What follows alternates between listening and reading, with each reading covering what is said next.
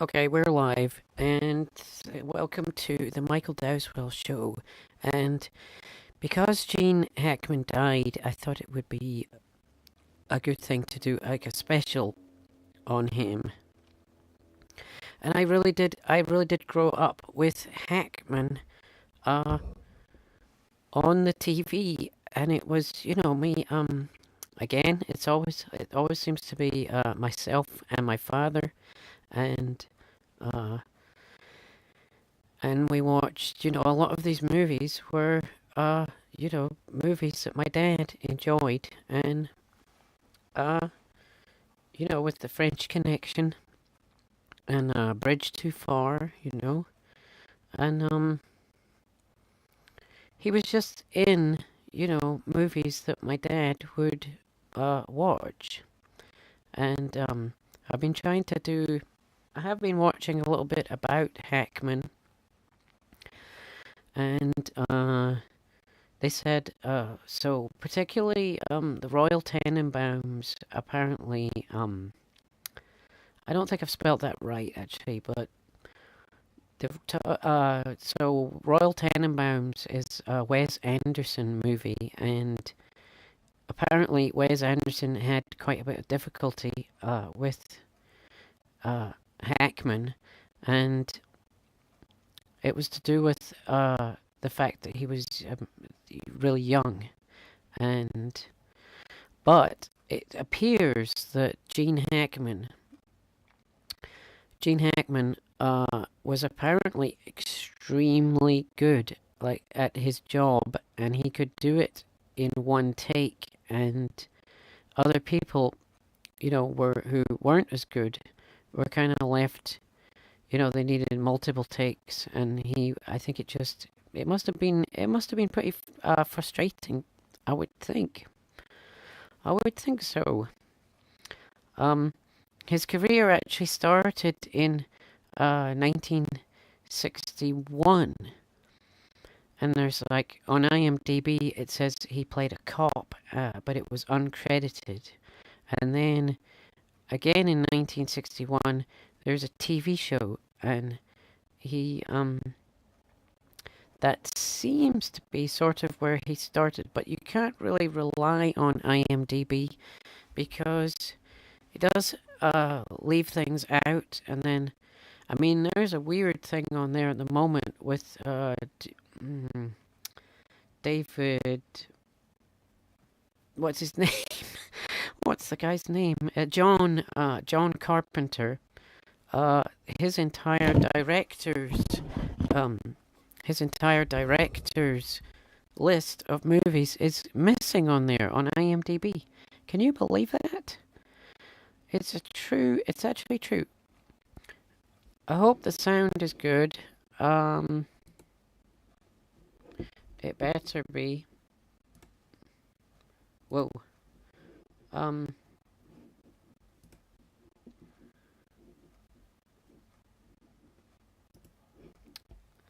but I guess we start with do we go forward in time or at the bottom? I am concerned, quite concerned, because this is very ambitious, and I haven't seen these movies in a very long time. Um, I guess the one that I would be the most familiar with would be the Royal Tenenbaums and maybe Crimson Tide and the French Connection. French Connection 1 and 2, I was very. I did watch those a lot. Bonnie and Clyde, I'm really not sure how big a part he had in that. But it is considered a bit of a classic, so it has to be mentioned. Um, French Connection, of course, is like that's probably like his number one movie. And it's just a great movie.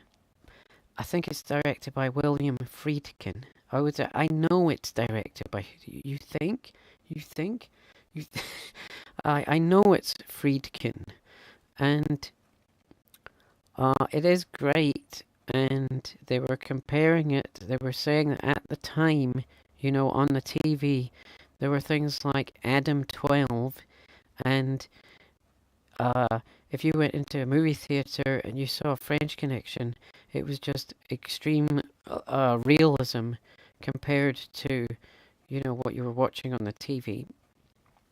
I think that's why cinema, it must have been, um, I can imagine that back then it would be like that, You go into, so, 2001 Space Odyssey, you walk in there and it's just, it must have been an extraordinary experience. And I think it's the same with French Connection. Um, and it has so it's down as a car chase, but sometimes we discuss this, and it's a car chasing a train on a, and so is it really a car chase? There is a car chasing a train. Car chase? I don't know. If anybody wants to comment on that, they could, of course, do that. So, but I do highly recommend that one. Absolutely, absolutely recommend that one. It's just, and Friedkin was just what was he? He was considered to be one of the best, and then you've got the Poseidon Adventure, which so I have an uncle, or I had an uncle, and he was a captain on ships, and he was driven insane by the Poseidon Adventure. He did not like it. So he must have seen all the problems with the technical aspects of it. But I think it was a popular movie, and I think it was, I don't know what the critics said about it, but I've always said that Alien 4, which is called Alien Resurrection, I've always said that is sort of, it seems like it's either unintentionally inspired, or maybe, I mean, it's just a type of story, isn't it, where people going from A to B, It's just a bit like a road movie in a way inside a ship. Yeah. But I guess it's I'm trying to think of something else that would be like that. I don't know. It's a disaster, and I think Gene Hackman is maybe a priest in it, and it's made in 1972, which is going a while back a ways.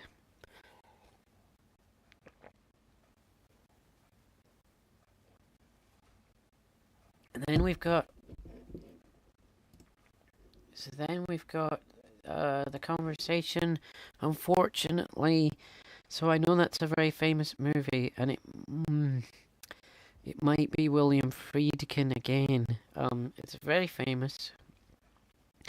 That one might be the one where they take apart the car, but that might happen in the French Connection. But they're looking for drugs, and they take apart this car, and it's a big long sequence. It's very memorable. It could be the conversation, but I'm not sure.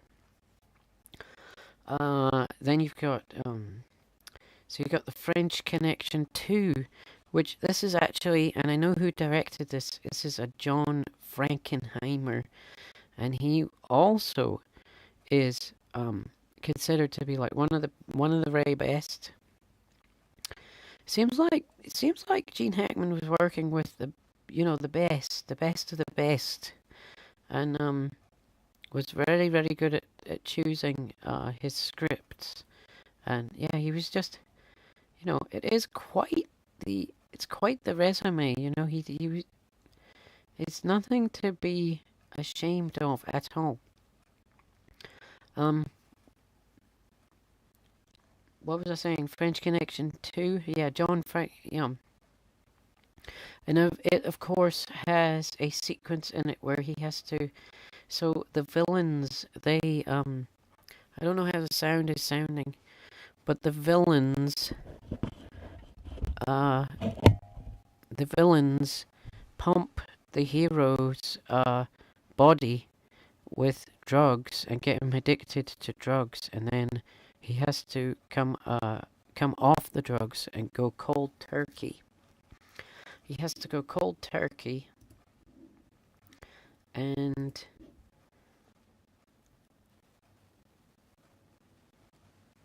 he has to go cold turkey, and it's just it's an incredible performance of somebody going cold turkey. There's also a dry dock with I think like a sequence in a dry dock, and maybe it fills up with water or something, and it's very good too. Frankenheimer was he's like one of the best, and he he created a lot of classic movies, and classic movies have always got memorable sequences. So, um, then you have A Bridge Too Far, which we actually watched that fairly recently, 1977, and it's an all-star cast, and Gene Hackman plays a Polish, so he's like a Polish general or something, and so he has to do an accent, and I don't know if it was, I don't know, I mean, I don't know what Polish people sound like, so I don't know if it was like good or if it was not so good. He didn't, out of all these movies, he didn't really do accents. I can't think of any other movie where he was doing an accent. So this was like a new thing to him, and it's got a lot of people in it: Sean Connery, Michael Caine, um, goodness, my mind has gone blank, and we saw it recently. It's a kind of this is a World War II movie, based on a real events, and there's a lot of stuff in it. Like it's like about 8 stories going at the same time, I think, and it's a it's a good one. Um, then we got Superman. So a lot of the I was gonna say here the when they reported his death, which was a strange death. They found him dead, and in it, from what I understand, his wife was also dead, but she was in another room, uh, and there were pills everywhere, and the dog was also dead, and they don't really know. They're still not sure. I think on like what happened exactly. It's kind of a mystery. So, uh, but when all the news people started talking about him being dead, Superman was mentioned, because he is Lex Luthor, and um, I think it's like maybe 4 Superman movies. I think, um, but yeah. So a lot of people remembered him from Superman. Um, the original Superman is pretty good with Christopher Reeve he's very good as Superman. Yeah, he's got that. He has a star quality to him. Um, so then we got Mississippi Burning. That's 1988. There's a big um. Uh-oh. There's a bit of a big jump there. Sorry, I've just switched something on that I shouldn't have.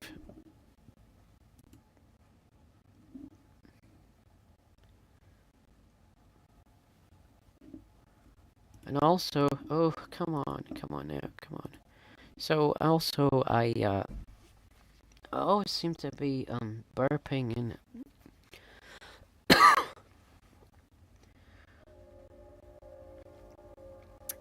Mississippi Burning is the one with the Ku Klux Klan, and I think Brad Dourif.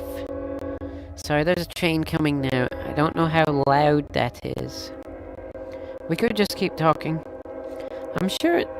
I'm sure the microphone will win in this case. Um. Yeah, Brad Dourif, who's famous for So he's famous for the voice of Chucky, and but he also was in quite a bit of science fiction. So he was in an episode of Babylon 5, and he was in Star Trek Voyager, and is a brilliant actor actually, really good, Brad Dourif, and he was Worm Tongue. Is it Worm Tongue or Worm Tail? In Lord of the Rings. So, which is probably what he'll be most remembered for when he dies. Well, and the voice of Chucky. So that was Mississippi Burning is Gene Hackman is the hero in that one. I was going to say, so something I wanted to say was that I wondered if I encountered somebody. It was another film fan, and a big one too. And he didn't like Gene Hackman. I was kind of like, scratching my head and kind of like, oh, okay then. Um, and I wondered if it was to do. I was starting to think that maybe he got a bit typecast as the villain, but this list here doesn't really. I mean, I guess so you've got Superman. Um, I don't know what he is in Unforgiven. Probably he might be a villain in that. I'm not sure, but I think The Quick and the Dead, yes. Crimson Tide, yes. Behind the Enemy Lines, I'm not sure. Um, was anybody? No. I'm always looking in chat to see if there's anybody there, because I do like to interact with them if they're in there, and it helps. It actually helps the show sometimes. It can make me talk for a lot longer. I was This isn't all of his movies. This is just a sort of handful.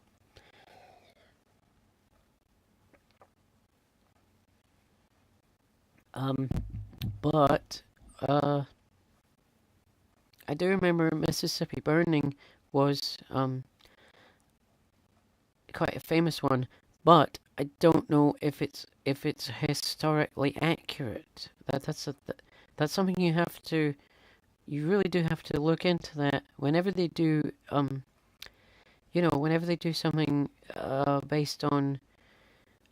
I mean, it's maybe a fictional story inside it. I don't know. I don't know anything about Mississippi Burning, but I do know that when they do stuff, um, it's nice if it's historically accurate. But I don't know if it was or not.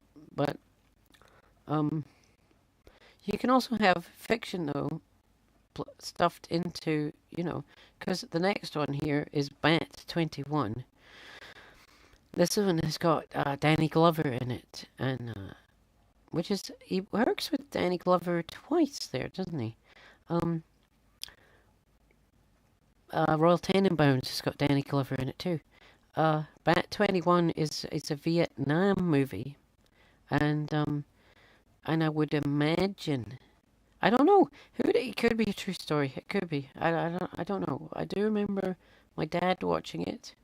I've seen it, but it's been a very long time, and I cannot talk about it because it's too long. It's too long ago.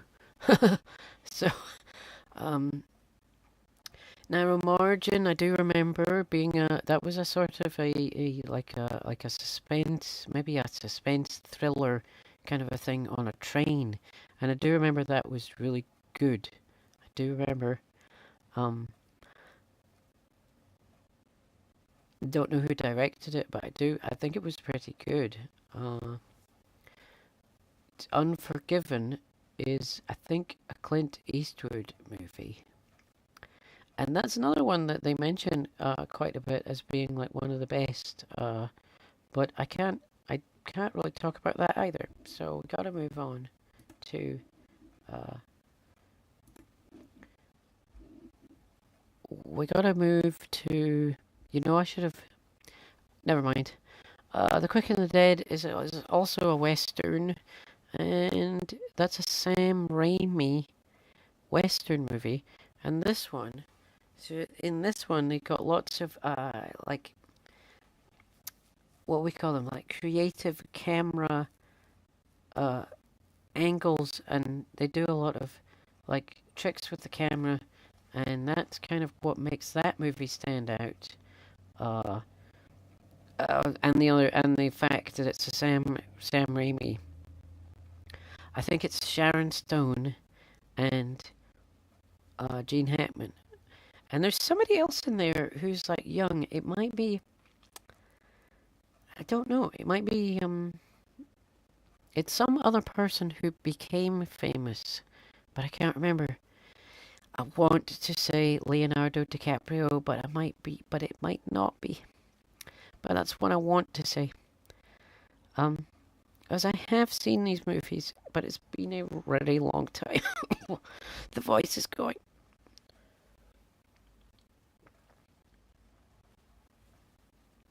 Now, Crimson Tide was, of course, one that I did see that quite a bit, and I like to promote and tell people about that one. It's a really good one.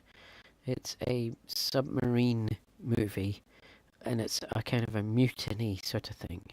And mutiny movies are actually really interesting. They uh, Mutiny on the Bounty. That's a good one, and this has got Denzel Washington in it and Gene Hackman, and they sort of battle it out.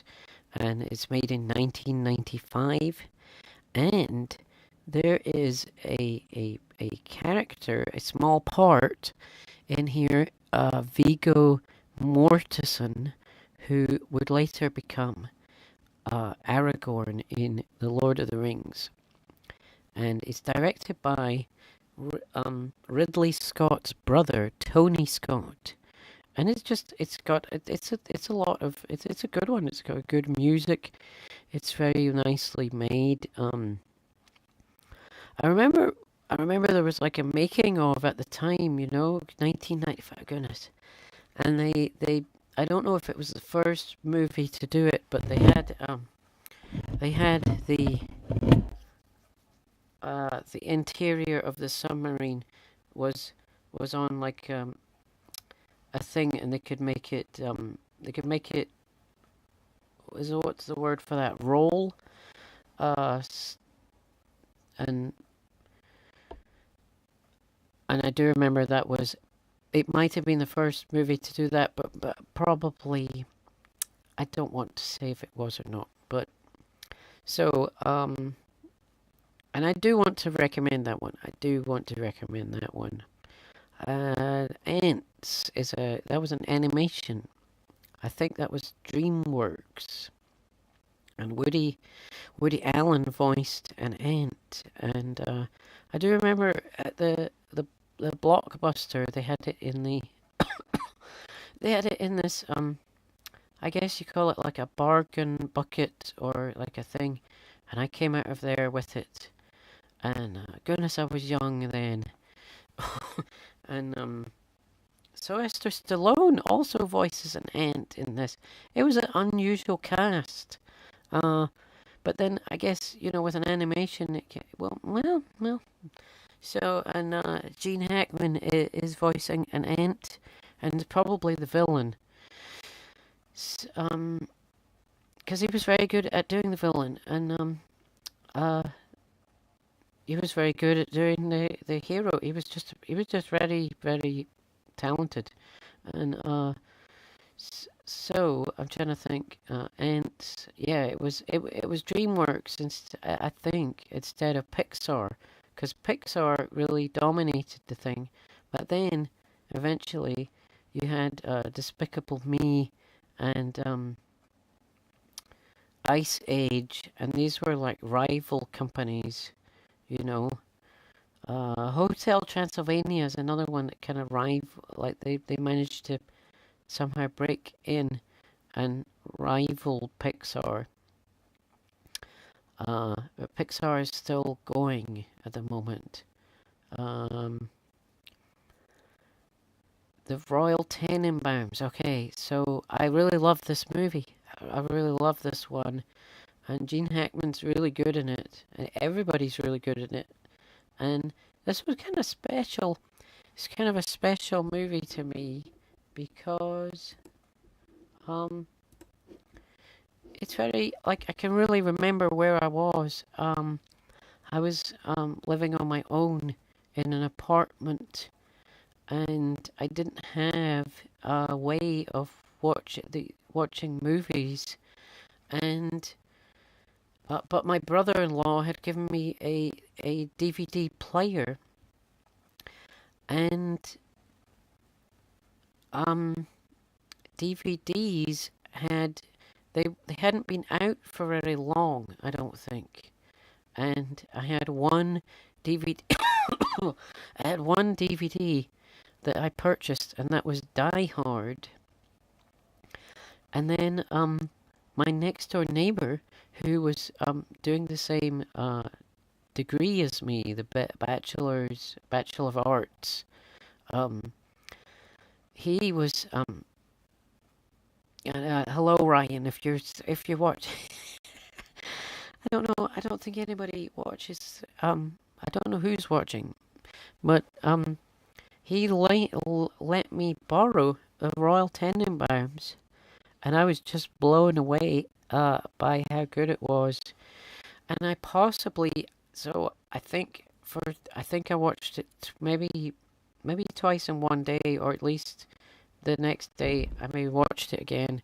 It was just when Wes Anderson appeared, his style was very new, and it was just really great stuff in 2001 there.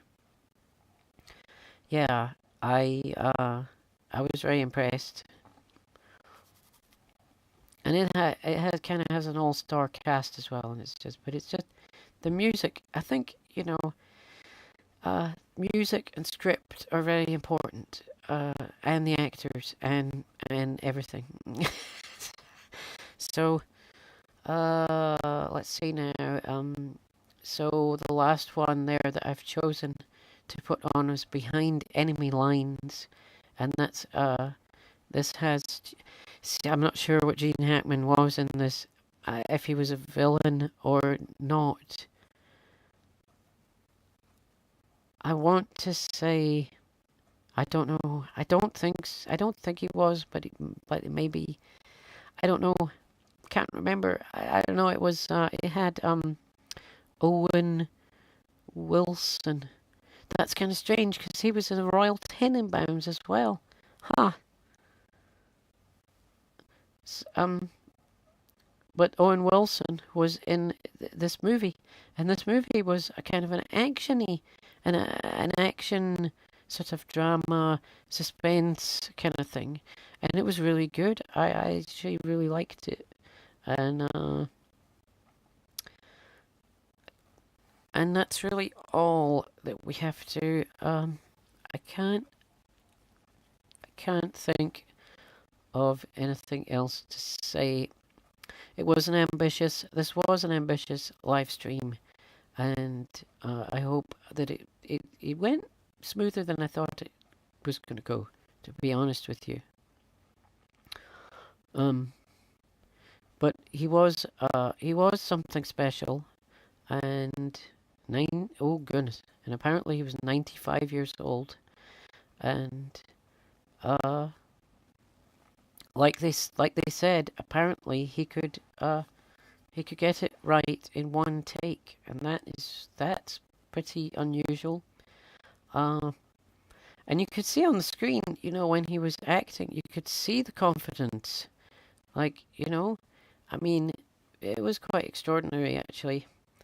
Uh, so I will end it there, and hopefully the sound came out okay.